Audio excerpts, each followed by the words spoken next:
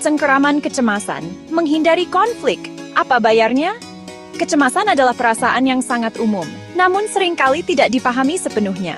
Ini adalah emosi yang bisa melumpuhkan, membuat kita merasa terjebak dan tidak berdaya.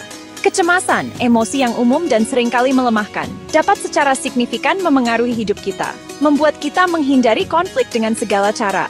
Ketika kita merasa cemas, kita cenderung menghindari situasi yang kita anggap berpotensi menimbulkan konflik, meskipun itu berarti mengorbankan kebutuhan dan keinginan kita sendiri.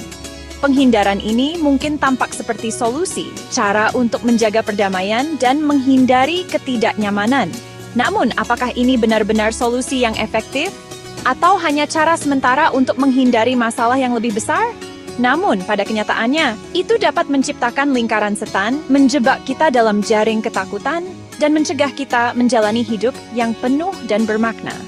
Menghindari konflik tidak hanya menghindari ketidaknyamanan, tetapi juga menghindari pertumbuhan pribadi dan kesempatan untuk belajar dari pengalaman.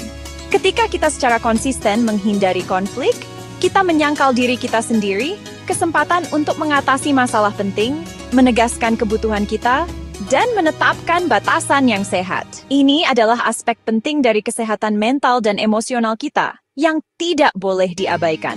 Pola penghindaran ini dapat memiliki konsekuensi yang mendalam, memengaruhi hubungan, karier, dan kesejahteraan kita secara keseluruhan.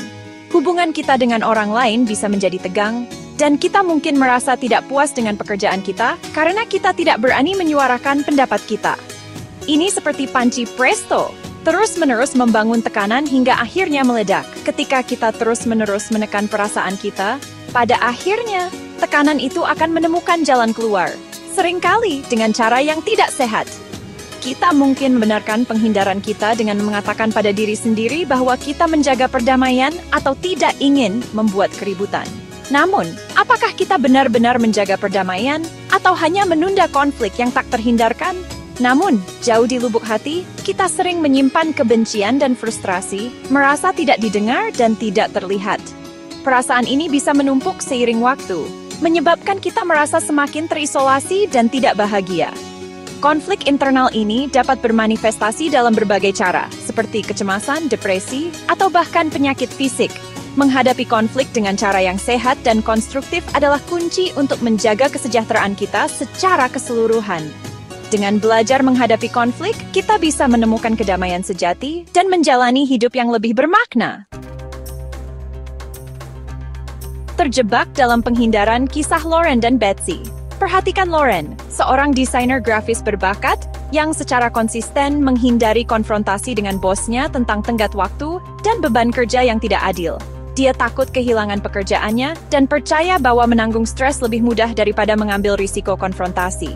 Namun, kebencian Lauren tumbuh, memengaruhi kepuasan kerjanya dan meluas ke kehidupan pribadinya. Lalu ada Betsy, seorang ibu yang penuh kasih yang kesulitan menetapkan batasan dengan anak-anaknya yang sudah dewasa.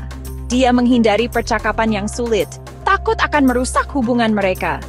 Penghindaran ini membuat Betsy merasa dimanfaatkan dan terkuras secara emosional, tidak dapat sepenuhnya menikmati perannya sebagai ibu dan nenek. Baik Lauren maupun Betsy mencontohkan bagaimana penghindaran konflik dapat menciptakan jaring konsekuensi negatif yang memengaruhi kesejahteraan emosional dan hubungan mereka. Mereka mengajari kita bahwa menghadapi ketakutan kita dan terlibat dalam konflik yang sehat sangat penting untuk pertumbuhan pribadi dan kehidupan yang autentik. Menghadapi ketakutan kita adalah langkah pertama dalam memahami pentingnya konflik. Mengapa konflik penting untuk pertumbuhan? Konflik memaksa kita untuk keluar dari zona nyaman kita dan menghadapi tantangan yang mungkin kita hindari. Belajar menavigasi konflik secara konstruktif sangat penting untuk kesejahteraan mental dan emosional kita. Ini membantu kita memahami diri kita sendiri dan orang lain dengan lebih baik. Ini memungkinkan kita untuk membangun batasan yang sehat, mengomunikasikan kebutuhan kita secara efektif, dan membangun hubungan yang lebih kuat. Konflik yang dikelola dengan baik dapat memperkuat ikatan dan meningkatkan kepercayaan. Ketika kita menghadapi ketakutan kita dan terlibat dalam konflik dengan keberanian dan kasih sayang, kita membuka diri terhadap pemahaman yang lebih besar, koneksi yang lebih dalam, dan kehidupan yang lebih memuaskan. Ini adalah proses yang membutuhkan waktu dan usaha, tetapi hasilnya sangat berharga. Penting untuk diingat bahwa konflik adalah bagian alami dari kehidupan. Setiap hubungan, baik itu pribadi atau profesional, akan menghadapi konflik pada suatu titik. Itu tidak menandakan kegagalan atau kelemahan, tetapi menghadirkan peluang untuk pertumbuhan dan perubahan positif. Melalui konflik, kita belajar tentang fleksibilitas, kompromi, dan ketahanan. Dengan menggeser perspektif kita dari konflik sebagai sesuatu yang harus ditakuti, menjadi konflik sebagai katalis untuk pertumbuhan, kita dapat mulai mendekati situasi ini dengan lebih percaya diri dan ketahanan. Ini adalah perubahan mindset yang dapat membawa dampak besar dalam cara kita menjalani hidup. Merangkul konflik bukan berarti terlibat dalam argumen agresif atau mencoba untuk menang dengan segala cara. Ini tentang mencari solusi yang saling menguntungkan dan menghormati perbedaan. Ini tentang belajar berkomunikasi secara asertif, mendengarkan dengan empati, dan bekerja sama menuju resolusi yang menghormati kebutuhan dan perspektif setiap orang.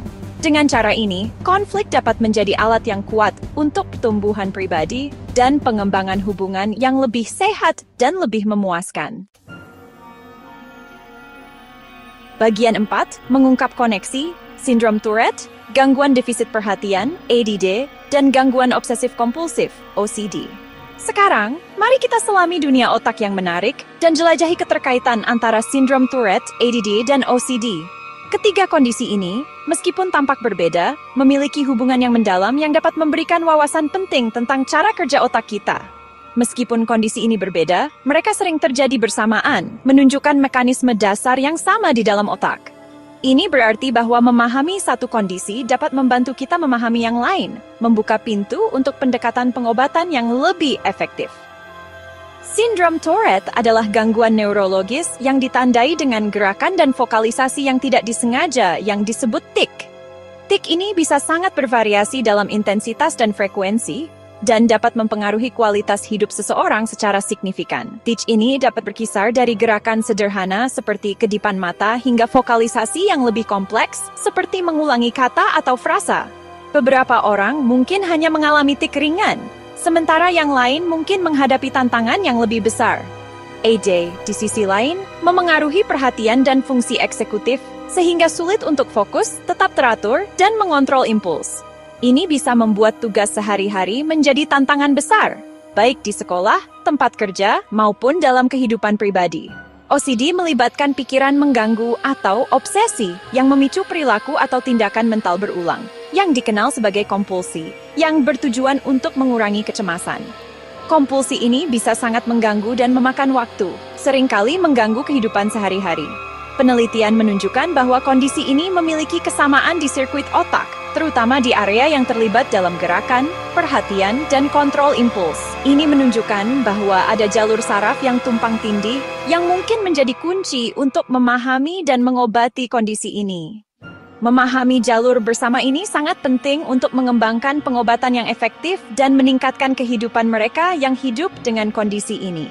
Dengan penelitian yang berkelanjutan, kita dapat berharap untuk menemukan cara baru untuk membantu mereka yang terkena dampak, memberikan harapan dan solusi yang lebih baik di masa depan. Bagian 5, sekilas ke dalam otak. Ganglia basal, dopamin, dan serotonin. Untuk memahami hubungan antara sindrom Tourette, ADD, dan OCD, kita perlu menjelajah ke dunia otak yang rumit. Secara khusus, ganglia basal, sekelompok struktur jauh di dalam otak, memainkan peran penting dalam mengatur gerakan, emosi, dan perilaku. Struktur ini sangat bergantung pada neurotransmitter, yang merupakan pembawa pesan kimiawi yang memfasilitasi komunikasi antar sel otak. Dua neurotransmitter utama, dopamin dan serotonin, diyakini terlibat dalam perkembangan dan ekspresi sindrom Tourette, ADD, dan OCD. Dopamin, sering disebut sebagai neurotransmitter rasa senang, memainkan peran penting dalam penghargaan, motivasi, dan gerakan. Serotonin, di sisi lain, berkontribusi pada pengaturan suasana hati, tidur, dan kontrol impuls. Pada individu dengan sindrom Tourette, ketidakseimbangan kadar dopamin di dalam ganglia basal dianggap berkontribusi pada gerakan dan vokalisasi yang tidak disengaja yang menjadi ciri kondisi tersebut. Demikian pula, disregulasi dopamin dan serotonin di korteks prefrontal, area yang terlibat dalam perhatian dan fungsi eksekutif, terlibat dalam ADD.